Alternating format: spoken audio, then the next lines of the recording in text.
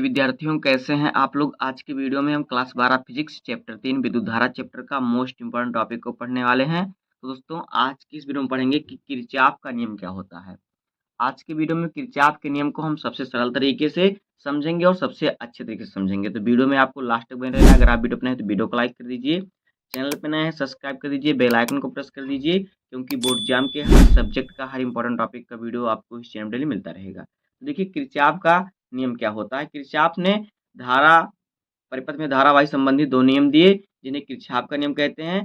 पहला प्रथम नियम है, जिसे संधि का नियम या फिर धारा का नियम भी कहा जाता है। तो देखिए, प्रथम नियम क्या है। देखिए, किरचॉफ का जो पहला नियम है क्या कहता है। किरचॉफ का पहला नियम कहता है कि किसी परिपथ में किसी संधि पर मिलने वाली समस्त धाराओं का बीजगणितीय योग जो होता है शून्य होता है। यह नियम जो होता है आवेश संरक्षण के नियम पर आधारित है। देखिए, ये इसका आपको चित्र इस प्रकार से बना लेना है। ये है किरचॉफ के नियम का पहला चित्र। इस प्रकार से आप चित्र द्वारा हम समझेंगे। यानी कह रहा है कि किसी परिपथ में किसी संधि पर मिलने वाली समस्त धाराओं का जो बीजगणितीय योग होता है वो शून्य होता है। तो देखिए, मान लेते हैं ये हमारा कोई परिपथ है।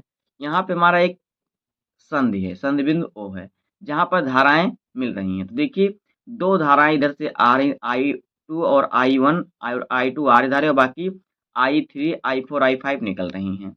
तो ये देखिए, यहाँ पे क्या कह रहा है कि इसका जो बीजगणितीय योग होता है शून्य होता है। तो देखिए, बीजगणितीय योग यानी कि इस प्रकार से हम इसको सिग्मा से प्रदर्शित करते हैं बीजगणितीय योग को। तो किसी परिपथ के किसी संध पर मिलने वाली समस्त धाराओं का बीजगणितीय योग क्या होता है शून्य होता है। तो बीजगणितीय योग किसका, आई मतलब धारा का क्या होता है शून्य होता है। तो हमने शून्य लिख दिया, यानी कि सिग्मा आई 0।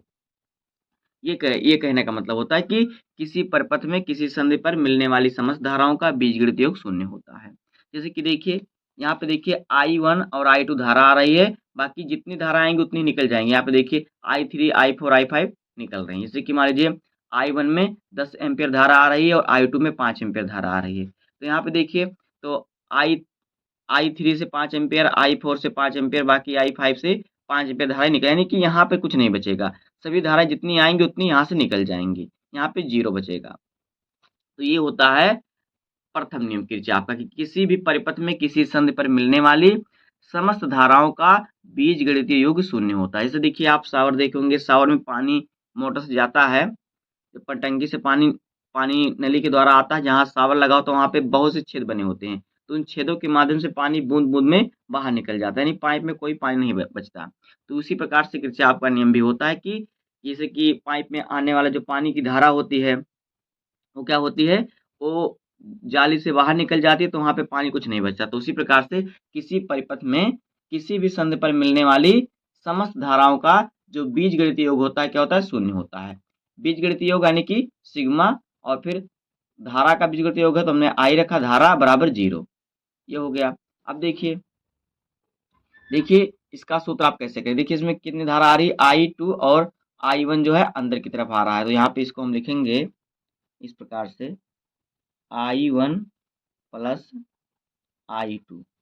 देखिए, जो धाराएं आ रही है उसको प्लस करेंगे, बाकी जो निकल रही है वो माइनस करेंगे। यहाँ पे हो जाएगा माइनस I3 और फिर माइनस I4 और फिर माइनस I5 बराबर 0। क्योंकि देखिए, ये धाराएं हैं तो इतनी धाराएं इसमें है, तो हम धाराओं की जगह पे इतना हमने रखा, बीजगणितीय योग हमने किया उसका। अब देखिए, इसको अगर हम सही तरीके से लिखेंगे तो ये हमारा हो जाएगा इस प्रकार से। देखिए, हम प्लस वाले को उधर रख देंगे, माइनस वाले को उधर रख देंगे, जिससे हमें सॉल्व करने में आसानी होगी सवाल। तो ये हो जाएगा I1 प्लस I2 बराबर, देखिए ये जो माइनस का इधर जाएगा प्लस का हो जाएगा, बराबर का उधर जाएगा। ये हो जाएगा I3 plus I4 plus I5। तो यही हमारा इसका सूत्र हो जाएगा। किरचॉफ के नियम का पहला सूत्र यही हो जाएगा इस प्रकार से। और यह जो नियम है आवेश संरक्षण के नियम पर आधारित है। तो उम्मीद करता हूँ कि आपको किरचॉफ का प्रथम नियम सबसे सरल तरीके से मालूम हो गया होगा। अब हम पढ़ेंगे किरचॉफ का दूसरा नियम।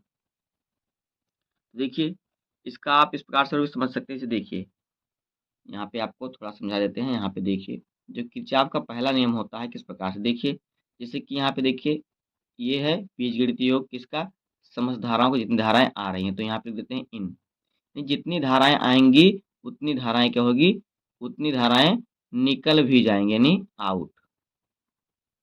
जितनी धारा आती है उतनी धारा निकल जाती है, वहां पे बचता है मान 0। तो यही होता है इसका सूत्र, किरचॉफ के प्रथम नियम का। यानी कि देखिए, धाराओं का बीजगणितीय योग, यानी आने वाली धाराओं का बीजगणितीय योग बराबर निकलने वाली धाराओं का बीजगणितीय योग क्या होता है, बराबर होता है। जितनी धाराएं आती है उतनी धाराएं निकल जाती हैं।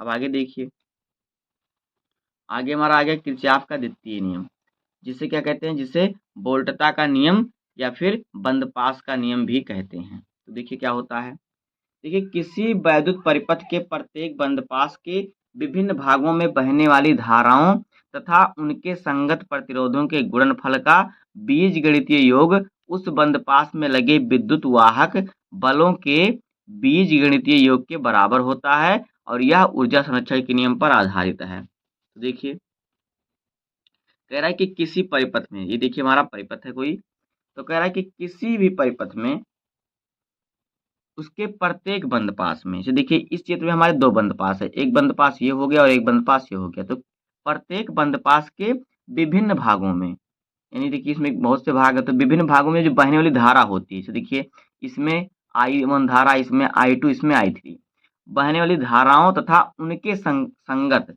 जो बहने वाली धारा था उसके साथ जो प्रतिरोध लगे हैं, संगत का मतलब साथ, तो उसके देखिए I1 का संगत प्रतिरोध क्या है, R1, I2 का संगत प्रतिरोध है R3 और R2, और I3 का संगत प्रतिरोध है R3।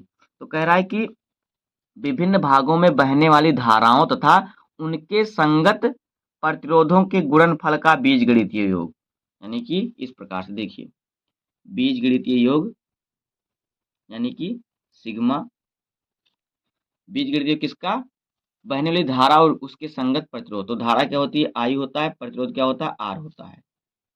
किसके बराबर होता है, देखिए बहने वाली धाराओं तथा उनके संगत प्रतिरोधों के गुणनफल का बीजगणितीय योग, देखिए गुणनफल का बीजगणितीय योग किसके बराबर होता है, उस बंदपास में लगे विद्युत वाहक बल के बीजगणितीय योग के बराबर होता है। तो देखिए विद्युत वाहक बल जो होता है क्या होता है, उसे ई से प्रदर्शित करते हैं। तो यहाँ पे ये हो जाएगा बीजगणितीय किसका, विद्युत वाहक बल का, यानी ई का।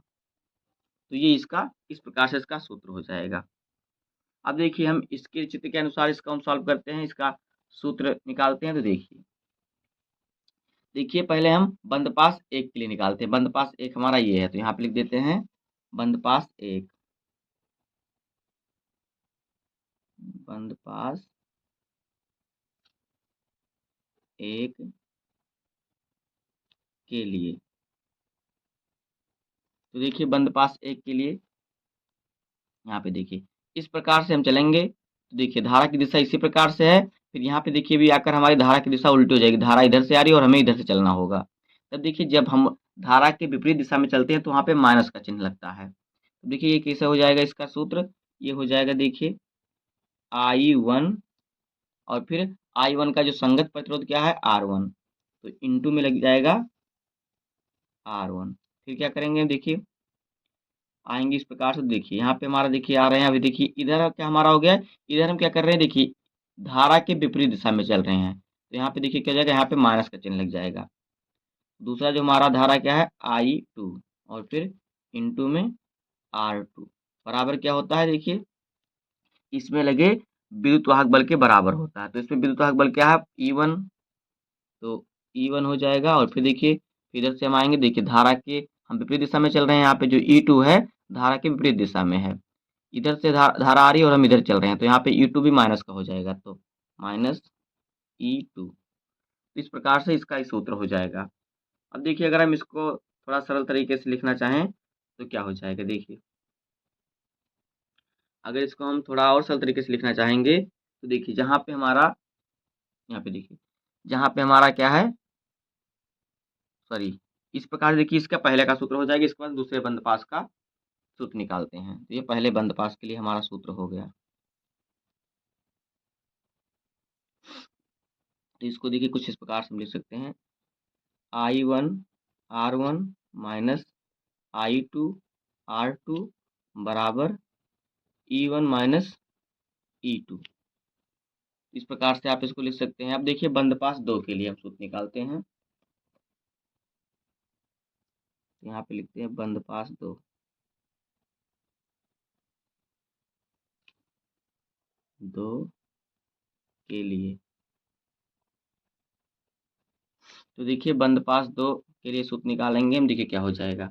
इसमें देखिए हमारी धारा इस प्रकार से आ रही है, तो इधर से हम चलेंगे इसी प्रकार से। तो देखिए हम धारा की दिशा में ही चल रहे हैं, तो इसमें आपका माइनस नहीं प्लस ही लगेगा सब जगह, क्योंकि हमारा धारा विपरीत दिशा में हम नहीं चल रहे हैं। देखिए इस प्रकार से हमारी धारा बह रही है, इसी प्रकार से हम धारा की दिशा में ही चल रहे हैं इस प्रकार से। तो देखिए क्या हो जाएगा, इसका जो हम निकालेंगे सूत्र, देखिए क्या हो जाएगा। यहाँ से हमारा I2 है, तो यहाँ पे हम रखेंगे I2 इंटू में क्या है R2, तो R2 इसका संगत प्रतिरोध R2 है।